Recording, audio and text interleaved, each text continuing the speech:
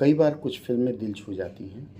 कल मैं 12 फ़ेल देख रहा था, तो उस फ़िल्म के एक दृश्य में नायक जाता है एक आईएएस अधिकारी के पास और उनसे राय माँगता है कि मुझे मेंस की तैयारी कैसे करनी चाहिए।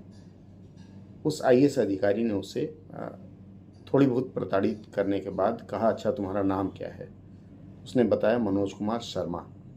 आईएएस अधिकारी ने कहा, ठीक है, मनोज कुमार शर्मा पर 8 मिनट कुछ सेकंड का वक्त दे रहा हूँ, इस पर तुम कुछ लिखो। नायक कहता है ये तो बहुत आसान टॉपिक है। वह आईएएस ऑफिसर बोलता है, ठीक है, आसान है तो लिखो। 8 मिनट बाद जब वह आईएएस अधिकारी लौट करके आता है तो ये मनोज कुमार शर्मा जी मुश्किल से 4-5 लाइन ही लिख पाए थे। वो उसको बहुत डांटता है, बोलता है बताओ इंटरनेशनल रिलेशन, सिक्योरिटी, डिफेंस और तमाम ऐसी बातें हैं जिसके ऊपर तुमको इसी 8 मिनट के अंदर बहुत कुछ लिखना होगा। अगर तुम्हारी सोच यही रही तो तुम कैसे लिख पाओगे?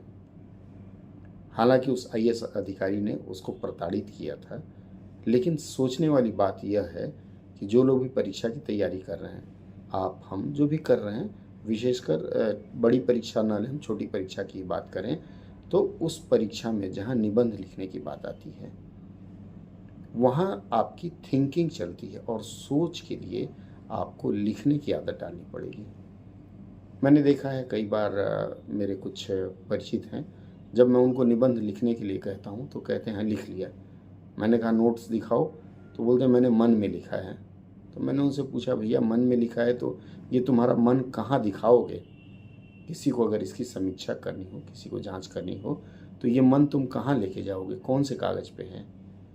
तो ये जो मन में लिखने की आदत है, इसे आपको छोड़नी पड़ेगी और रोज़ कुछ ना कुछ नया लिखने की आदत डालनी होगी।